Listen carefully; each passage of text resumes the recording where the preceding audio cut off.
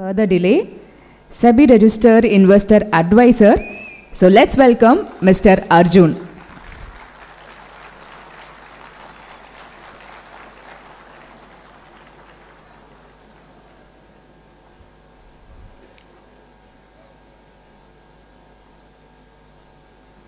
And எல்லா ஸ்பீக்கர்ஸும் பேசினதுக்கு அப்புறம் ஒரு குட்டி Q&A வந்து செஷன் இருக்கும். ஸோ அப்போ உங்களோட கேள்விக்கு எல்லாமே வந்து பதிலளிப்பாங்க. ஸோ கைண்ட்லி எல்லாத்தையுமே நோட் பண்ணிக்கோங்க. So ladies and gentlemen, let's welcome mister L Arjun to the stage please.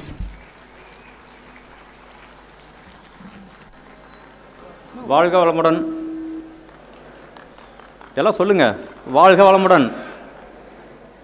இந்த வேர்டை நீங்கள் டெய்லி ஒரு தடவையாவது உங்கள் ஃப்ரெண்ட்ஸுக்கிட்டேயோ இல்லை யார்கிட்டையாவது ஒருத்தட்ட, இதை யாருமே இல்லை அப்படின்னா கூட நீங்கள் தனியாக வாழ்க வளமுடன் சொல்லுங்கள். இதனுடைய பவர் என்ன அப்படிங்கிறது போக போக தெரியும். ரைட்? ஸோ வாழ்க வளமுடன். ஓகே, ஆக்சுவலாக ஃபஸ்ட்டு என்னை இங்கே இன்வைட் பண்ணின மிஸ்டர் தரணிதரன் அவருக்கு ஒரு பிக் தேங்க்ஸ் சொல்லிக்கிறேன். வேணா நீங்கள் வந்தே தான் ஆகணும் அப்படின்னாரு. நான் அந்த மாதிரிலாம் வந்தது இல்லைங்க அப்படின்னு சொன்னேன். இல்லை நீங்கள் வரணும் அப்படின்னு சொல்லிட்டு என்னை வந்து இன்வைட் பண்ணார். ஆக்சுவலாக இது வந்து எனக்கு second stage. Last year same ஸ்டேஜில் நான் வந்திருந்தேன், பட் பேனலிஸ்ட்டாக வந்திருந்தேன். இப்போ வந்து தனியாக ஸ்பீக்கராக வந்திருக்கிறேன். எல்லாம் மிஸ்டர் தரணிதரனுடைய கிருபை அப்படின்னு தான் சொல்லணும். ஓகே, இது என்னுடைய, நான் ஃபஸ்ட்டு என்னை பற்றி நான் ப்ரொமோட் பண்ணிக்கிறேன். என்னுடைய YouTube channel, Telegram, WhatsApp number. டெலகிராமில் என்னுடைய பேரை போட்டிங்கன்னா கிட்டத்தட்ட ஒரு 30-40 ஐடி காட்டும். எல்லாமே என்னோட அதிகமாக ஃபாலோவர்ஸ் இருப்பாங்க. அதெல்லாம் என்னது கிடையாது. என்னுடைய இது வந்து ஃப்ளையிங் கால்ஸ் அர்ஜுன், அது மட்டும்தான். அதனால் அதை வந்து ஃபாலோ பண்ணிக்காங்க. இன்கேஸ் அதில் போய்ட்டு ஜாயின் பண்ண முடியல அப்படின்னா அந்த வாட்ஸ்அப் நம்பருக்கு ஒரு மெசேஜ் பண்ணிங்கன்னா லிங்க் அனுப்பிவிடுவோம். அதில் போய்ட்டு ஜாயின் பண்ணிக்காங்க. சம் இம்பார்ட்டண்ட் அப்டேட் நியூஸ் இதெல்லாமே வந்து உங்களுக்கு வந்து ஷேர் பண்ணிவிடுவேன். அந்த ஸ்லைட் சேஞ்சர் இருக்குது. ஓகே, ஃபஸ்ட்டு டிஸ்க்ளைமர் சொல்லிடுறேன். Subject to market risk. ஏன்னா நான் வந்து SEBI investment adviser registered person அப்படிங்கிறனால நான் வந்து டிஸ்க்ளைமர் சொல்லியே தான் ஆகணும். டிஸ்க்ளைமர் படிச்சுக்காங்க ஒரு தடவை. அதுக்கடுத்து இன்னொரு டிஸ்க்ளைமர் காட்டுவேன். அது வந்து very very very very important. ஓகேங்களா? இந்த டிஸ்க்ளைமர் கூட உங்களுக்கு தேவைப்படாது. இந்த டிஸ்க்ளைமர் பார்த்துக்காங்க. Investment in securities market are subject to Trump risk. Please read all his tweets carefully before investing. ட்ரம்ப்போடைய ட்வீட்டை வந்து ஃபாலோ பண்ணிக்காங்க. சின்ராஸு இவர் வந்து எதுக்காக சின்ராஸுன்னு நான் சொல்கிறேன் அப்படின்னா, வீக்கெண்ட் ஆனால் போதும் சின்ராஸை கையில் பிடிக்க முடியாது. ஏன்னா இதுவரை எந்த ஒரு ட்வீட்டும் அவர் போடலன்னு நினைக்கிறேன். எப்படி நைட்டுக்குள்ளே போட்டுருவார், அடுத்த டேரிஃப் எதுக்கு அப்படின்ட்டு போட்டுருவார். அதனால் இந்த டிஸ்க்ளைமர் வந்து கண்டிப்பாக படிச்சுக்காங்க. ஓகே, அதுக்கு அடுத்ததாக நான் இன்னொன்று சொல்லிடுறேன். தரணிதரன் வந்து என்னை வந்து இன்வைட் பண்ணும்போது நீங்கள் வந்து ஸ்டேஜில் வந்து பேசணும் அப்படிங்கிற மாதிரி சொன்னார். அப்போ நான் அவர்கிட்ட சொன்னேன், ஏங்க நான் வந்து ட்ரேடர் கிடையாது. அங்கே வந்துட்டுருக்கிறவங்க எல்லாமே வந்து பெரிய பெரிய லெஜெண்டுங்க வந்துட்டுருக்குறாங்க. ஆப்ஷனில் லெஃப்ட்டில் இண்டிகேட்டர் போட்டு ரைட்டில் போகிறவங்க. ஆனால் நான் வந்து இண்டிகேட்டரை போட மாட்டேன், ஸ்ட்ரைட்டாக போயிட்டுருப்பேன். நான் வந்து என்னத்தை வந்து பேசுகிறது அப்படின்னு அவர்கிட்ட கேட்டேன். இல்லைங்க, நீங்கள் வந்து ஜஸ்ட்டு ஸ்டேஜில் வந்து நின்றுட்டு போங்க அப்படிங்கிற மாதிரி சொன்னார். அதனால் இது வந்து நான் சொல்லிக்கிறேன் உங்கள்கிட்ட. ஓகேங்களா? நான் வந்து எந்த ஒரு ஆப்ஷன் அலர்ட்டோ இல்லை ஸ்ட்ராட்டஜியோ டெக்னிக்கல்ஸோ அந்த மாதிரிலாம் எதுவுமே நான் வந்து ரெக்கமெண்ட் பண்ணுறதில்ல. நான் பண்ணுறது வந்து பியூர் இன்வெஸ்ட்மெண்ட் அட்வைஸ் மட்டும்தான். அதனால் இன்வெஸ்ட்மெண்ட்டுக்கு என்ன பண்ணணும் அப்படிங்கிறது தான் நான் வந்து உங்கள்கிட்ட பேசுகிறதுக்கு வந்திருக்கிறேன். இந்த பொன்மொழி வந்து ப்ராவர்ப் வந்து ரொம்ப famous. A ship in harbour is safe but that is not what ships are built for. அதாவது கப்பல் ஹார்பரில் இருக்கிறது தான் கப்பலுக்கு வந்து சேஃபு. ஆனால் கப்பல் கட்டினது அதுக்காகவா? கிடையாது. ஸோ அது மாதிரி தான் நாம் வந்து வீட்டில் சாப்பிட்டு வீட்டில் பெட்ரூமில் படுத்துக்கிட்டே இருந்தோம் அப்படின்னா நமக்கு வந்து சேஃபு. பட் சாப்பிட்டாவே அது வந்து ப்ரெஷர் அது இதுன்னு வந்துடுது, அது வேறு. பட் நாம் வந்து மனிதராக பிறந்துட்டோம் அப்படின்னா நாம் வந்து ஓடணும், ஜெயிக்கிற வரையும் ஓடணும், ஓடிக்கிட்டே இருக்கணும். ஓகேங்களா? ஒரு எண்டு வர்ற வரையும் ஓடிக்கிட்டே இருக்கணும். அதுக்கப்புறம் வந்து லைஃப் வந்து பீஸ்ஃபுல்லாக கொண்டுட்டு போகணும். ஸோ நாம் எப்படி ஓடணும்? நாம் எல்லாமே இப்போ இங்கே எதுக்காக வந்திருக்கிறோம்? மெயினாக வந்து மணிக்காக தான் வந்திருக்கிறோம். இங்கே யாருக்காவது எனக்கெல்லாம் பணம்லாம் தேவையில்லைங்க அப்படின்னு யாராவது வந்திருக்கிறீங்களா? எல்லாமே வந்து பணம், மணி. நாம் எப்படி வந்து க்ரோ ஆகணும், நம்ம ஃபேமிலி எப்படி நல்லபடியாக கொண்டு போகணும், நாம் படுற கஷ்டம் நம்ம ஃபேமிலி படக்கூடாது, ஒரு பெரிய லெவலுக்கு கொண்டு போகணும் அப்படிங்கிற ஒரு கனவோடு தான் வந்திருக்கிறீங்க. ஸோ அந்த கனவோடு வந்திருக்கிற உங்களுக்கு இங்கே நிறைய லெஜெண்டுங்களாம் வந்து பேசியிருக்கிறாங்க, இனிமேல் வந்து பேச போகிறாங்க. இவங்க சொல்கிற ஒரு 2 பாயிண்ட்ஸ் உங்களுக்கு வந்து யூஸ்ஃபுல்லாக இருந்தால் கூட அந்த குவான்மேன் எடுத்த இந்த ஈவெண்ட்டு ஒரு பிக் சக்ஸஸ்ஃபுல் அப்படின்னு தான் நான் வந்து சொல்லுவேன்.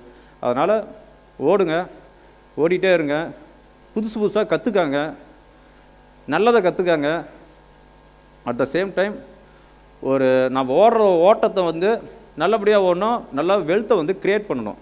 ஸோ நாம் வந்து கற்றுக்கிட்டே இருக்கணும். ஷேர் மார்க்கெட்டு நமக்கு வந்து டெய்லியும் ஒன்று வந்து கற்றுக் கொடுத்துக்கிட்டே இருக்குது. நாளைக்கு என்ன நடக்க போதும் அப்படின்னு தெரியாது. ஆனால் நாளைக்கு மார்க்கெட் முடிஞ்சதுக்கப்புறம் தான் நாம் வந்து சொல்லுவோம், நம்ம இங்கே போயிருந்து நம்ம புட் ஆப்ஷன் வாங்கியிருந்தா செம ப்ராஃபிட் அப்படின்னு சொல்லுவோம். ஸோ அது மாதிரி தான் டெய்லியுமே வந்து ஷேர் மார்க்கெட் நமக்கு வந்து ஏதாவது ஒன்று கற்றுக் கொடுத்துட்டு தான் இருக்குது. ஓகேங்களா? ஓகே, இப்போ நெக்ஸ்ட்டு கோல்டன் பீரியட். இந்த டைமில் யாராவது மார்க்கெட்டில் இருந்துருக்கிறீங்களா? 2005 ஜான்வரி டு டிசம்பர் 2007 இந்த பீரியடில் யாராவது மார்க்கெட்டில் இருந்துருக்கிறீங்களா? கண்டிப்பாக 10% இருந்திருப்பீங்க. Please raise your hands. ரொம்ப கம்மியாக தான் கேட்குறாங்க, 4 பேர் தான் இருக்கிறீங்க. இந்த பீரியடில் வந்து நீங்கள் எந்த குப்பையை வாங்கியிருந்தாலும் அடுத்த நாள் 5%, ஒரு வாரம் ஹோல்டு பண்ணியிருந்தீங்கன்னா 10%, இன்னொரு வாரம் ஹோல்டு பண்ணியிருந்தீங்கன்னா உங்களுக்கு வந்து 25% வந்திருக்கும். இந்த டைமில் அனில் அம்பானியோடைய ஸ்டாக் எல்லாம் பட்டாசு கிளப்பிட்டு போச்சு. உதாரணமாக சொல்லணுமா, ஆர்விஎன்எல், ஆர்பிஎல், எஸ்ஆர்ஐஎல், சுஸ்லான், ரேணுகா சுகார், பஜாஜ் இந்துஸ்தான், தாம்பூர் சுகார், அதெல்லாம் பஜாஜ் இந்துஸ்தான்லாம் 1000 rupees ட்ரேட் ஆகிட்டு இருந்த ஸ்டாக்கு. சும்மா நான் ஸ்டாப்பாக இன்றைக்கி நீங்கள் ஒன்று வாங்குறீங்க அப்படின்னா அதுக்கு அடுத்த நாள் 10%, அதுக்கு அடுத்த நாள் 20%. இது வந்து கோல்டன் பீரியட்னு சொல்லுவோம். இது வந்து ஜனவரி 2005 1900 இருந்துச்சு நிஃப்டி. 2007 எண்டில் 6200 இருந்துச்சு நிஃப்டி. அதாவது இந்த 3 இயர்ஸில் 225% ரிட்டர்ன் வந்துச்சு. ஸோ இந்த பீரியடை வந்து நம்ம வந்து கோல்டன் பீரியட்னு சொல்லுவோம். ஏன்னா அப்போ வந்து வீக்லி ஆப்ஷன் கிடையவே கிடையாது, ஒன்லி மந்த்லி ஆப்ஷன் மட்டும்தான் இருந்துச்சு. அப்போ மந்த்லி ஆப்ஷன்லேயும் வந்து யாருமே போய் ரொம்ப ஆக்டிவாக யாருமே வந்து மந்த்லி ஆப்ஷன் வந்து பை பண்ண மாட்டாங்க. ஏன்னா ப்ரீமியம் எக்கச்சக்கமாக இருக்கும். அப்போ வந்து ஆப்ஷன் செல் பண்ணுற ஸ்ட்ராட்டஜி யாருக்கும் தெரியாது. இப்போ ரீசெண்டாக தான் வந்து ஆப்ஷன் செல் பண்ணாங்க. பட் அப்போ வந்து ஆப்ஷன் செல் பண்ணுற ஸ்ட்ராட்டஜி அதிகம் யாருக்கும் தெரியாது. ஆப்ஷனாக வாங்கி வைக்கணும் அப்படிங்கிற மாதிரி தான் இருக்கும். அது மந்த்லி ஆப்ஷன்.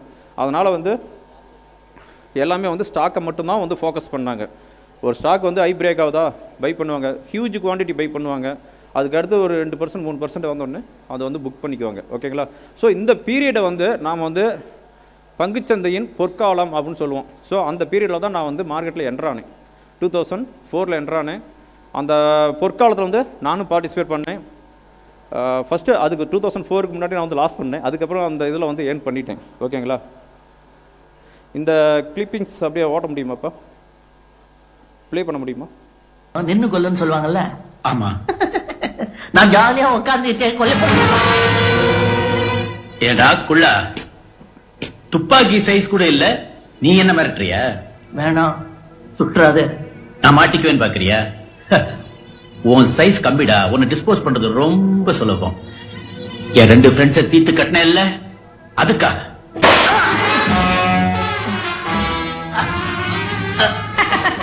சர்க்கஸ் துப்பாக்கி பின்னாடியும் சுடும்.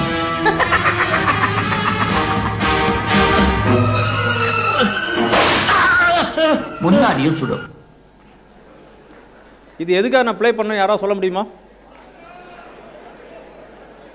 100% கரெக்ட், ஆப்ஷனுக்காக.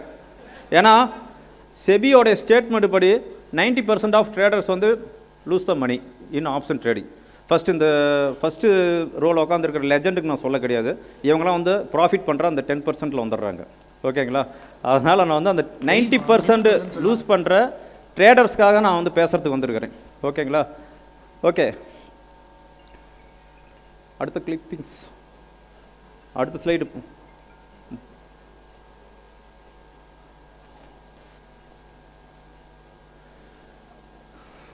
முன்ன வந்து கோல்டன் பீரியட் நான் சொல்லியிருந்தேன். இப்போ வந்து டார்க் பீரியட் 2017 to 2024 வரையும். இது வந்து எதுக்காக நான் டார்க் பீரியட் அப்படின்னு சொல்கிறேன் அப்படின்னா, வீக்லி எக்ஸ்பைரி ஸ்டார்ட் பண்ண பீரியட். இந்த வீக்லி எக்ஸ்பைரி வந்து 2016 நவம்பர் ஐ திங்க் ஓப்பன் பண்ணாங்கன்னு நினைக்கிறேன். ஃபஸ்ட்டு நிஃப்டி கொண்டு வந்தாங்க. அதுக்கப்புறமா வந்து ஓகே இவங்க இன்னும் நல்லா விளையாடுறாங்க அப்படின்ட்டு பேங்க் நிஃப்டி கொண்டு வந்தாங்க. அதுக்கப்புறம் ஓகே எவ்வளோ அடித்தாலும் தாங்கறாடா, ஃபின் நிஃப்டி கொண்டு வாடா அப்படின்னு ஃபின் நிஃப்டி கொண்டு வந்தாங்க. அதுக்கப்புறம் மிட் கேப் நிஃப்டி கொண்டு வந்தாங்க. சென்செக்ஸு, அதான் நேஷ்னல் ஸ்டாக் எக்ஸ்சேஞ்ச் இது நீங்கள் தான் கொண்டு வரீங்களா, நானும் கொண்டு வரேன் அப்படின்னு பாம்பே ஸ்டாக் எக்ஸ்சேஞ்சிலேருந்து பிஎஸ்சி சென்செக்ஸ் கொண்டு வந்தாங்க. அதுக்கு அடுத்ததாக வந்து பேங்க் எக்ஸை கொண்டு வந்தாங்க. ஸோ வாரத்தில் 5 நாளும் காலையில் 9:15 மணி 3:30 வரையும் நம்மளை வந்து ரொம்பவும் ஆக்டிவாக வச்சுருந்தாங்க. சீட்டு நுனியிலேயே உட்கார வச்சுருந்தாங்க. இந்த பீரியடில் வந்து நான் எதுக்காக டார்க் பீரியட் அப்படின்னு சொல்கிறேன் அப்படின்னா, அந்த 90% ட்ரேடர்ஸ் நான் பேசுகிறேங்க, அந்த லெஜெண்டுங்களாம் என்னை மன்னிச்சுக்காங்க, அவங்கள ஏதோ நான் சொல்ல கிடையாது. எதுக்காக நான் வந்து இது வந்து டார்க் பீரியட் அப்படின்னு சொல்கிறேன் அப்படின்னா, எல்லாமே வந்து ஆப்ஷன் பிளேஸ் வந்து ரொம்ப அட்ராக்டிவாக இருந்துச்சு. எல்லாம் வந்து ஓவர் நைட்டில் குபேரன் ஆகணும், ஓவர் நைட்டில் கோடீஸ்வரன் ஆகணும் அப்படின்ட்டு எவ்வளோ காசு இருந்தாலும் கொண்டாந்து ஆப்ஷனில் வந்து போட்டாங்க. ஓகேங்களா? இந்த ஆப்ஷனில் வந்து போட்டவங்க மோஸ்ட்லி எல்லாம் லாஸே தான். அது மட்டும் இல்லாமல் இன்வெஸ்டர்ஸையும் வந்து இந்த ஆப்ஷன் வந்து அட்ராக்ட் பண்ணிச்சு. அதாவது ஹோல்டிங்ஸை செல் பண்ணி அவங்க வந்து ஆப்ஷன்லாம் பை பண்ணாங்க. கடைசியாக வந்து எதுவுமே இல்லாத இன்னும் நிறையா எனக்கு வந்துட்டு இருக்கிற குவைரிஸ்லாம் வந்து கடன் வாங்கி நான் பண்ணேன், இப்போ இஎம்ஐ கட்ட முடியல அப்படிங்கிற மாதிரியான நிறைய குவைரிஸ் வருது. ஸோ இவங்க எல்லாமே வந்து ஆப்ஷன் ட்ரேடிங்கில் லாஸ் பண்ணவங்க. இந்த பீரியடில் வந்து நிஃப்டி 9,500 வந்து 25,000 போச்சு. பட் இது யாரும் வந்து ரியலைஸ் பண்ணியிருக்க மாட்டீங்க. பிகாஸ் நீங்கள் எல்லாமே வந்து ஆப்ஷன் ட்ரேட் பண்ணவங்க. நான் சொல்கிறது ஆப்ஷன் ட்ரேட் பண்ணவங்க மட்டும்தான், இன்வெஸ்டர்ஸ் கிடையாது, இந்த லெஜெண்டுங்களுக்கு கிடையாது. ஓகேங்களா? ஸோ இந்த பீரியடை வந்து நான் வந்து டார்க் பீரியட்னு சொல்லுவேன். ஆனால் நீங்கள் வந்து இன்வெஸ்ட்மெண்ட் பண்ணியிருந்தீங்க அப்படின்னா கண்டிப்பாக உங்களுக்கு வந்து இதுவும் வந்து கோல்டன் பீரியடாக தான் இருந்திருக்கும். எவ்வளோ பேர் இன்வெஸ்ட்மெண்ட் பண்ணீங்க? பரவாயில்ல. ஆப்ஷனில் லாஸ் பண்ணது பாருங்கள், நிறைய பேர் இருக்கிறாங்க.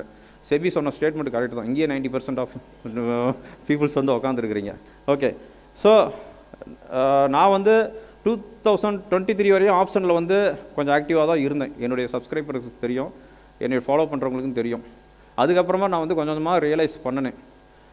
அதாவது நம்மளுடைய ஃபாலோவர்ஸ் வந்து என்ன பண்ணுவாங்க அப்படின்னா, 2 லட்ச ரூபா இருக்குது அப்படின்னா 2 லட்ச ரூபாய்க்கு நம்ம ஒரு ஆப்ஷன் ரெக்கமெண்டேஷன் கொடுக்குறோம் அப்படின்னா 2 லட்ச ரூபாய்க்கும் வாங்கிவிடுவாங்க. நாம் வந்து 1 லட்ச ரூபா வந்தால் 1 லாட்டு தான் பை பண்ணணும் அப்படின்னு சொல்லுவோம். ஆனால் 1 லட்ச ரூபா வந்தால் அந்த 1 லட்சத்துக்கு எத்தனை லாட்டு பை பண்ண முடியுமோ அத்தனை லாட்டையும் பை பண்ணி விடுவாங்க. ப்ராஃபிட் வந்தால் எல்லாம் சைலண்டாக இருப்பாங்க. அதாவது இது வந்து ஹியூமன் பிஹேவியர். யாருமே வந்து ப்ராஃபிட் வந்தால் யாருக்கிட்டையுமே வந்து சொல்ல மாட்டாங்க. அதே லாஸ் வந்துச்சு அப்படின்னா ஃபோன் போட்டு 4 பேர் சொல்லுவாங்க, மச்சி எனக்கு இவ்வளோ லாஸ் ஆகிடுச்சு, மச்சி நீ என்ன பண்ண, நானும் லாஸ் ஆகிடுச்சு, ஓகே ஓகே அப்படின்னா தான் அவன் நைட்டு தூக்க வரும். அவன் ப்ராஃபிட் பண்ணாலும் தூக்க மாட்டான். ஓகேங்களா? ஸோ இது வந்து ஹியூமன் பிஹேவியர். நான் வந்து யாரையும் தப்பாக சொல்ல கிடையாது. ஸோ இந்த பீரியடை வந்து நான் வந்து டார்க் பீரியட்னு சொன்னதுக்கு எல்லாமே வந்து ஆப்ஷனில் வந்து பணம் விட்டதவங்க தான். ஸோ இன்வெஸ்ட்மெண்ட் பண்ணியிருந்தீங்க அப்படின்னா உங்களுக்கு வந்து நல்ல இதுவும் வந்து ஒரு கோல்டன் பீரியடாக இருந்திருக்கும் அப்படின்ட்டு என்னுடைய தாட்டு. பட் நீங்கள் என்ன நினைக்கிறீங்கன்னு எனக்கு தெரியாது. பட் என்னுடைய தாட்டுக்கு நான் வந்து சொல்லியிருக்கிறேன்.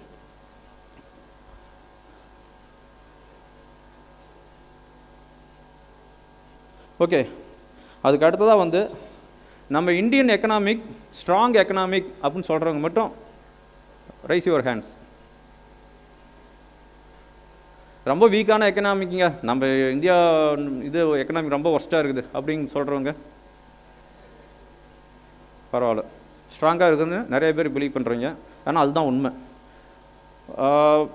70% ஆஃப் இந்தியன் எக்கனாமிக்கு வந்து ஆஸ் ஆஃப் நவ் ரொம்ப ரொம்ப ஸ்ட்ராங்காக இருக்குது கம்பேர் தென் குளோபல் ரெக்கார்ட்ஸு.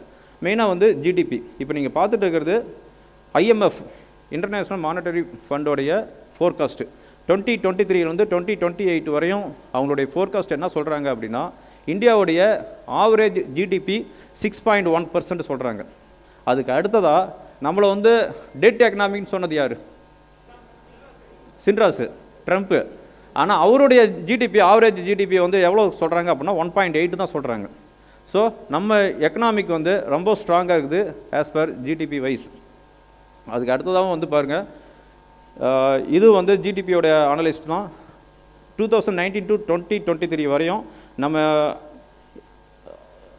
2023 வரையும் இருக்கிற டேட்டா. அதுக்கப்புறமா வந்து 23 வந்து 28 வரையும் ஆவரேஜ் ஜிடிபி வந்து நம்மளுக்கு வந்து எவ்வளோ இருக்குது அப்படின்னு பார்த்தோம் அப்படின்னா லைக் 7.9 கொடுத்துருக்குறாங்க. லாஸ்ட் ஜிடிபி வந்து நம்மளுக்கு வந்து எக்ஸ்பெக்டேஷன் 6.5%, ஆனால் வந்தது 7.8%. ரிசர்வ் பேங்க் ஆஃப் இந்தியாவுடைய ஃபோர்காஸ்ட்டே வந்து 6.5% தான்.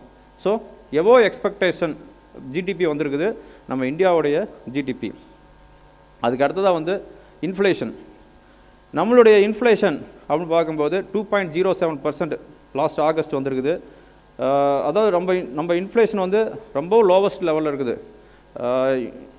நம்ம மெயினாக வந்து ஜெர்மனி, ஃப்ரான்ஸ் இவங்கெல்லாம் வந்து கம்பேர் பண்ண வேணாம். டெட் எக்கனாமிக்னு நம்மளை வந்து யார் சொன்னாங்களோ அவங்கள தான் நம்ம வந்து கம்பேர் பண்ணணும். யுனைடெட் ஸ்டேட்ஸோடைய இப்போ லாஸ்ட்டு ஜிடிபி வந்து 2.9% வந்துச்சு. அதாவது ஃபெட்டோடைய அவங்களுடைய எக்ஸ்பெக்டேஷனே வந்து அவங்களுடைய டார்கெட்டே வந்து 2%. இப்போ வந்து மோர் தென் 2 இயர்ஸாகவே வந்து அவங்க வந்து 2% தான் டார்கெட் வச்சுருக்கிறாங்க. ஆனால் 2% அந்த இன்ஃப்ளேஷனை யூஎஸ் வந்து இன்னும் ரீச் பண்ணவே இல்லை. லோவஸ்ட்டாக வந்து 2.1 வந்துச்சு. அதுக்கப்புறமா வந்து இப்போ வந்து 2.9 வந்துருச்சு. இப்போ வந்து இன்ட்ரெஸ்ட் ரேட் வந்து 25 பேசிஸ் பாயிண்ட் வந்து கட் பண்ணியிருக்கிறாங்க. அது மட்டும் இல்லாமல் இந்த வருஷம் இன்னும் 2 more ரேட் கட் இருக்குது அப்படின்னு லாஸ்ட் டைம் வந்து ஃபோர்காஸ்டிங் சொல்லியிருக்கிறாங்க. அப்படிங்கும்போது யூஎஸோடைய இன்ஃப்ளேஷன் கண்டிப்பாக வந்து 2.5 கீழே வரவே வராது. இன்னமும் வந்து இன்க்ரீஸ் ஆகிறது தான் வாய்ப்பு இருக்குது. பட் ட்ரம்ப் வந்து என்ன சொல்கிறாருன்னா இன்னும் 200 பேசிஸ் பாயிண்ட், அதாவது 2% இன்ட்ரெஸ்ட் ரேட் வந்து கட் பண்ணணும் அப்படின்னு எவ்ரிடே வந்து ஒரு ட்வீட் பண்ணிகிட்டே இருக்கிறாரு. ஃபெட் சேர்பர்சன் ஜெரோம் பவுல் வந்து அட்டாக் பண்ணிகிட்டே இருக்கிறாரு. பட் அது வந்து வாய்ப்பு இல்லை.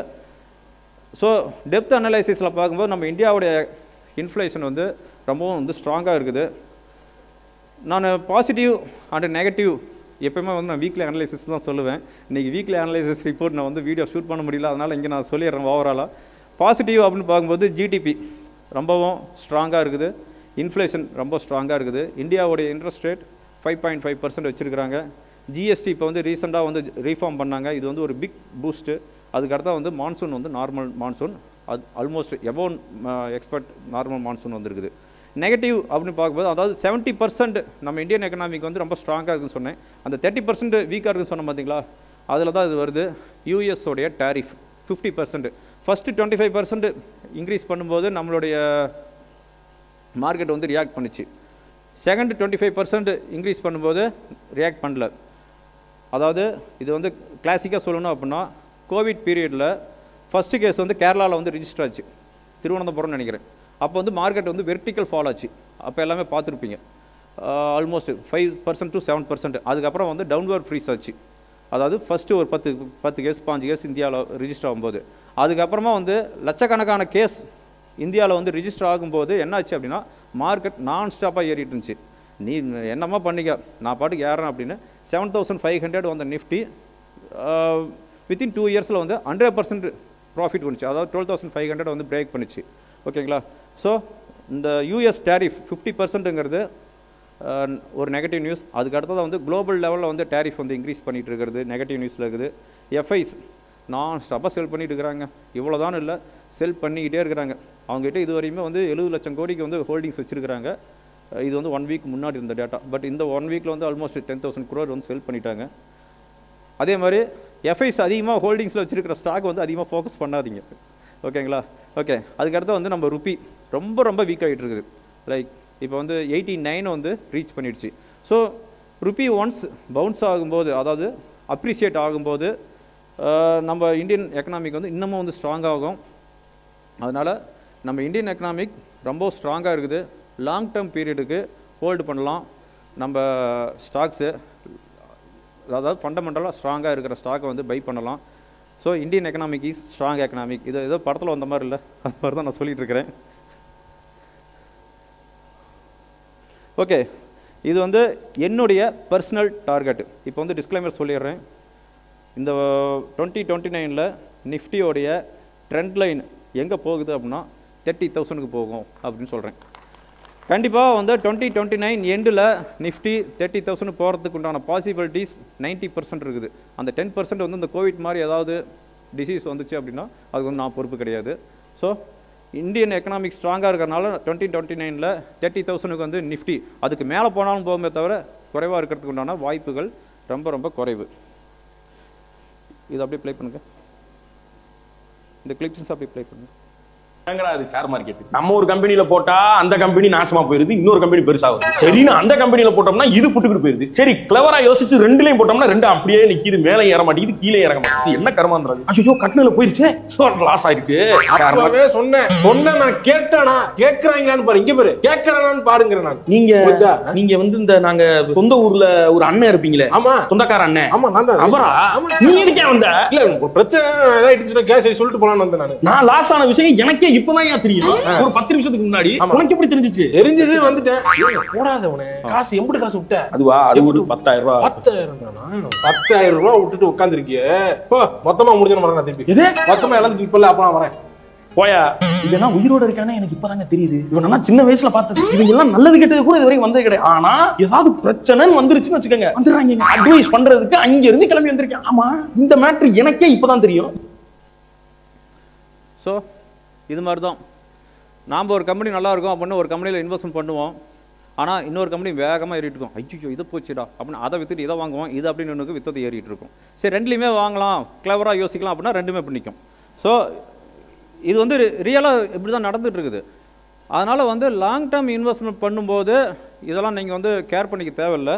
பட் இப்போ வந்து நான் வந்து பிரேக் அவுட்னு சொல்லிடுறேன். இப்போ இவர் வந்து சொல்லிட்டு போனா அப்படி இல்லை, கோபி வந்து சொல்லிட்டு போனா அப்படி இல்லை, எது வாங்கினா பறந்துட்டு போவோம் அப்படின்னு சொன்னா அப்படி இல்லை. இவர் பேர் கோபி தானே? ஓகே. அது ஷேர் மார்க்கெட். நம்ம ஒரு கம்பெனி. அடுத்த பிரேக் அவுட், அதாவது இது வந்து ரொம்ப ரொம்ப பவர்ஃபுல்லான ஒரு ஸ்ட்ராட்டஜி. ஃபஸ்ட்டு ஒரு சொல்லிடுறேன் இந்த இதுக்கு. இது வந்து பியூர்லி வந்து டெக்னிக்கல், ஃபண்டமெண்டல் கிடையாது. ஓகேங்களா? இப்போ வந்து பிரேக் அவுட் அப்படின்ட்டு ஓகே நான் வந்து எந்த ஸ்டாக் வேணால் வாங்கிக்கலாம் அப்படிங்கிறதும் கிடையாது. பிரேக் அவுட் ஆகும்போது உள்ளே என்ட்ரு ஆகிறோம், அதுக்கப்புறம் நம்ம டார்கெட் வந்து ஃபிக்ஸ் பண்ணுறோம், அதே மாதிரி ஸ்டாப் லாஸையும் ஃபிக்ஸ் பண்ணுறோம். ஸ்டாப் லாஸ் அடிச்சிச்சு அப்படின்னா வித்துட்டு வெளியே வந்துடணும். இல்லை நான் தலைகீழாகவே தான் குதிப்பேன் அப்படின்ட்டு ஹோல்டு பண்ணிக்கிட்டே இருக்கக்கூடாது. தலைகீழாகவே தான் குதிப்பேன்னு ஹோல்டு பண்ணோம் அப்படின்னா தலைகீழாக குதிச்சா என்ன ஆகும் அப்படிங்கிறது உங்களுக்கே தெரியும். அது மாதிரி தான். ஸோ இது வந்து ஒரு ஸ்டாக் வந்து if breaks recent resistance or high and if closes above that level with volume, that is called breakout. ஓகே. ஸோ இந்த பிரேக் அவுட்டுங்கிறது ரொம்ப ரொம்ப பவர்ஃபுல்லான ஸ்ட்ராட்டஜி. இது வந்து எதுக்காக நான் இப்போ சொல்கிறேன் அப்படின்னா 2005 to 2007 வந்து கோல்டன் பீரியட்னு சொன்ன பார்த்தீங்களா, அப்போ வந்து இந்த பிரேக் அவுட் ஸ்ட்ராட்டஜி தான் வந்து சூப்பராக ஒர்க் ஆச்சு.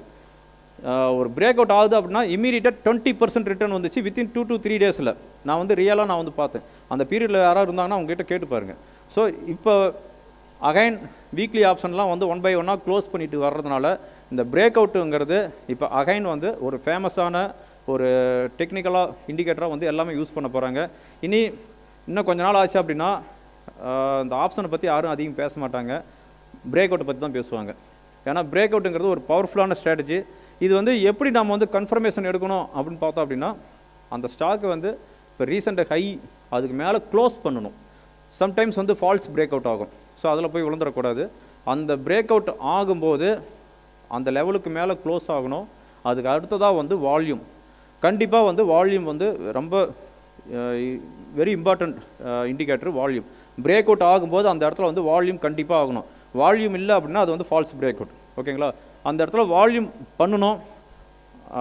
ஒன்ஸ் வால்யூம் ஆகலை அப்படின்னா பண்ண வைக்கணும். நான் வந்து சம்டைம்ஸ் வந்து அதாவது மிட் அண்ட் ஸ்மால் கேப்பில் வந்து வால்யூம் வந்து நம்மளால் பண்ண முடியாது. அதாவது இன்ஃப்ளூயன்சர் வந்து வால்யூம் வந்து பண்ண வைப்பாங்க. அதனால் வந்து ஸ்மால் அண்ட் மிட் கேப்பில் வந்து நாம் வந்து வால்யூம் பண்ண வைக்கலாம். பட் லார்ஜ் கேப் ப்ளூ சிப்பில் வந்து வால்யூம் வந்து பண்ண முடியாது.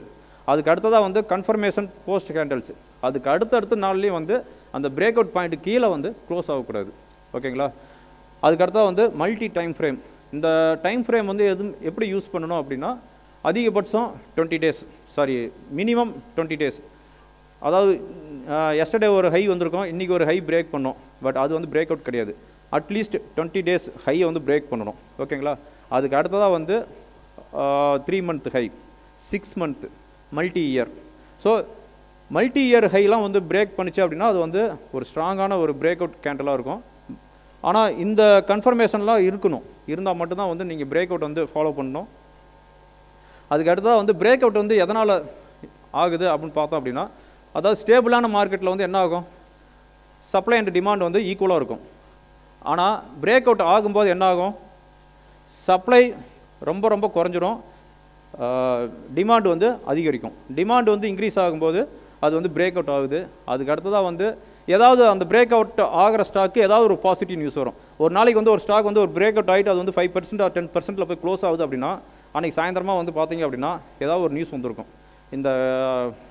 இந்த ஸ்டாக் வந்து இவ்வளோ ஆர்டர் கிடச்சிருக்குது, அவங்க வந்து ப்ரொமோட்டர்ஸ் வந்து ஹோல்டிங்ஸ் இன்க்ரீஸ் பண்ணிக்கிறாங்க.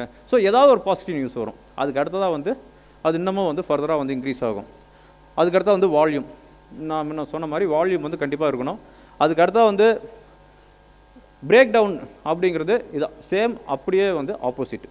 அதாவது ரீசெண்ட் லோ வந்து பிரேக் பண்ணி அதுக்கு கீழே க்ளோஸ் ஆச்சு அப்படின்னா அது வந்து பிரேக் டவுன். அப்போவும் வந்து நம்ம வந்து செல் பொசிஷன் எடுக்கலாம். செல் பொசிஷன் வந்து கேஷில் எடுக்க முடியாது, அப்போ வந்து ஃபியூச்சரில் தான் எடுக்க முடியும். அப்போ ஃபியூச்சரில் எடுக்கணும் அப்படின்னா நமக்கு வந்து மார்ஜின் அதிகமாக இருக்கும். ஸோ பிரேக் அவுட்டுங்கிறது ஹையை வந்து பிரேக் பண்ணணும், ரீசெண்ட் ஹை, அதுக்கு மேலே வந்து போஸ்ட் க்ளோசிங் கேண்டில் வந்து வைக்கணும். அதுக்கு அடுத்ததாக வந்து வால்யூம் வந்து ஜென்ரேட் ஆகணும். பிரேக் டவுனுங்கிறது அதுக்கு அப்படியே வந்து ஆப்போசிட். இது வந்து டைப்ஸ் ஆஃப் பிரேக் அவுட். இதில் வந்து horizontal breakout, trend line breakout, triangle breakout, head and shoulder breakout, flag pennant breakout. So இந்த 5 பிரேக் அவுட்டில் பவர்ஃபுல்லான பிரேக் அவுட் அப்படின்னு பார்த்தோம் அப்படின்னா ஹரிசாண்டல் பிரேக் அவுட் தான். நான் மோஸ்ட்லி ரெக்கமெண்ட் பண்ணுறது எல்லாமே வந்து ஹரிசாண்டல் பிரேக் அவுட் தான் யூஸ் பண்ணுவேன். ஹரிசாண்டல் பிரேக் அவுட் யூஸ் பண்ணிங்க அப்படின்னா கண்டிப்பாக வந்து ப்ராஃபிட் வரும். அட் த சேம் டைம் கண்டிப்பாக வந்து நீங்கள் வந்து ஸ்டாப் லாஸ் வச்சுக்கணும். ஸ்டாப் லாஸ் வந்து எப்படி வைக்கணும் அப்படின்னு பார்த்தோம் அப்படின்னா ரீசெண்ட் லோ, அதாவது இப்போ வந்து ஒரு ஸ்டாக் வந்து 3 month ஹையை வந்து பிரேக் பண்ணிட்டு போகுது அப்படிங்கிற பட்சத்தில் அது வந்து பிரேக் அவுட் ஆகிடுச்சு, அது வந்து பை பண்ணுறீங்க, ஓகே. ஸ்டாப் லாஸ் அப்படிங்கும்போது கண்டிப்பாக வந்து 1 week லோ, 1 week வந்துருக்கிற ஒரு ஸ்விங்கோட லோ இருக்கும், அதுதான் வந்து ஸ்டாப் லாஸாக வைக்கணும். அதுக்கு கீழே போச்சு அப்படின்னா க்ளோஸ் பண்ணிக்கணும். இல்லை அப்படின்னா ஒரு 10% டார்கெட் வைக்கிறீங்க அப்படின்னா 5% ஸ்டாப் லாஸ் வச்சுக்கணும். கரெக்ட்? அதாவது இப்போ ஆப்ஷனில் ட்ரேட் பண்ணுறவங்களாம் வந்து 100 ரூபாய்க்கு ஒரு ஆப்ஷன் வாங்குவாங்க, 110 ரூபா பண்ணு விற்றுருவாங்க. ஆனால் அது வந்து 10 ரூபாய்க்கு வந்தாலும் உட்காந்துட்டு இருப்பாங்க, அது மேலே ஏறும் அப்படின்ட்டு. அது மாதிரி உட்காந்துட்டு இருக்கக்கூடாது. பிரேக் அவுட்டை பொறுத்தவரையும் டார்கெட் 10% வைக்கிறீங்க அப்படின்னா ஸ்டாப் லாஸ் 5% வைக்கணும். 50% ஆஃப் டார்கெட்டில் நீங்கள் வந்து ஸ்டாப் லாஸ் வந்து மெயின்டைன் பண்ணணும். ஓகேங்களா? இது வந்து நான் முன்னே சொன்ன மாதிரி இது வந்து no fundamental, only technical use பண்ணி தான் பண்ணுறோம். இது வந்து தலைகீழாக தான் குதிப்போம் அப்படின்ட்டு இது வந்து வாங்கி வச்சுக்கிட்டே இருக்கக்கூடாது. ஓகேங்களா? இது வந்து அந்த 5 பிரேக் அவுட்டோடைய லைன்ஸ் இப்படி தான் இருக்கும். Trend line horizontal. நான் சொன்னது வந்து இந்த ஹரிசாண்டல் பிரேக் அவுட் தான் வந்து ரொம்ப ஸ்ட்ராங்கான ஒரு பிரேக் அவுட் பாயிண்ட்டு.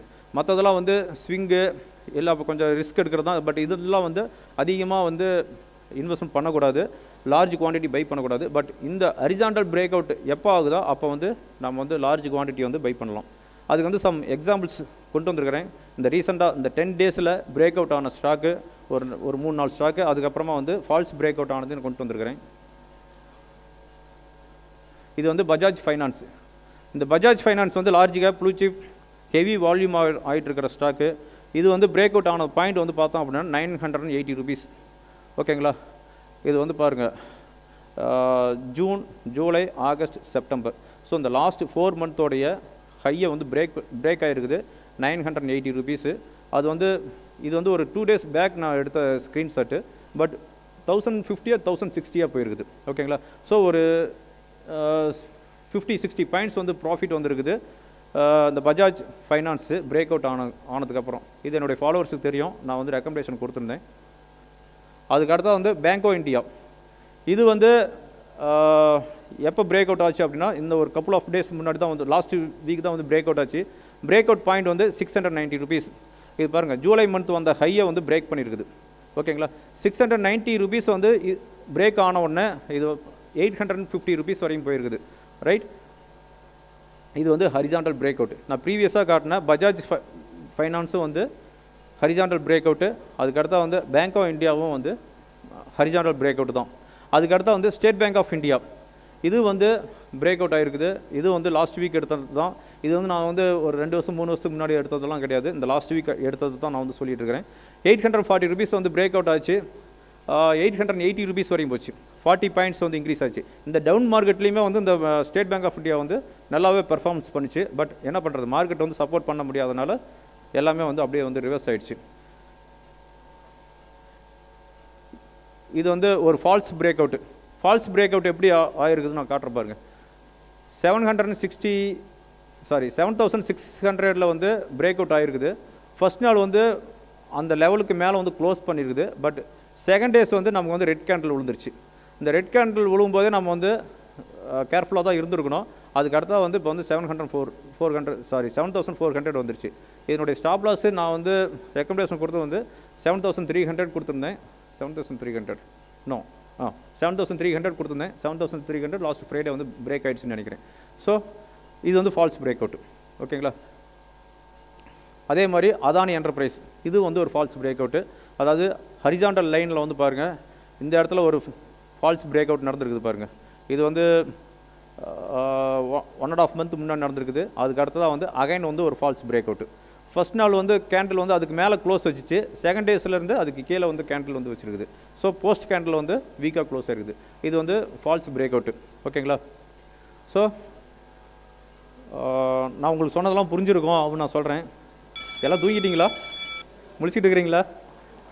நான் சொன்னது ஏதோ ஓரளவுக்கு உங்களுக்கு யூஸ்ஃபுல்லாக இருக்குன்னு நினைக்கிறேன். ஓகேங்களா? யூஸ்ஃபுல்லாக இருந்துச்சு அப்படின்னா என்னுடைய யூடியூப்பை வந்து ஃபாலோ பண்ணுங்கள், சப்ஸ்கிரைப் பண்ணுங்கள், லைக் பண்ணுங்கள். ஓகேங்களா? ஓகே. பெல் பட்டனை கிளிக் பண்ணிவிடுங்க. ஓகேங்களா? ஓகே. தேங்க்யூ. ஏதாவது கொஷின்ஸ் இருந்துச்சு அப்படின்னா பர்சனலாக என்கிட்ட கேளுங்க, நான் வந்து சொல்கிறேன். இது வந்து என்னுடைய செகண்ட் ஸ்டேஜ் பெர்ஃபார்மன்ஸ். நான் ஏதாவது தவறாக பேசியிருந்தா என்னை மன்னிச்சிக்காங்க. லெஜெண்டுக்கெலாம் நிறைய பேர் உட்காந்துருக்கிறீங்க. நீங்கள் உங்கள் ஆப்ஷனில் பையிங்கில் நீங்கள் வந்து லெஜெண்டாக இருக்கலாம். பட் நான் 90% ட்ரேடர்ஸ் தான் நான் வந்து பேசினேன். அது மாதிரி ஏதாவது என்னை வந்து ஹர்ட் பண்ணிட்டீங்க அப்படின்னு நினச்சிருந்தா என்னை வந்து மன்னிச்சிக்காங்க. ஒரு அப்பாலஜிஸ் வாங்கிக்கிறேன். ஓகேங்களா? தேங்க்யூ. தேங்க்யூ ஃபார் வாழ்க வளமுடன்.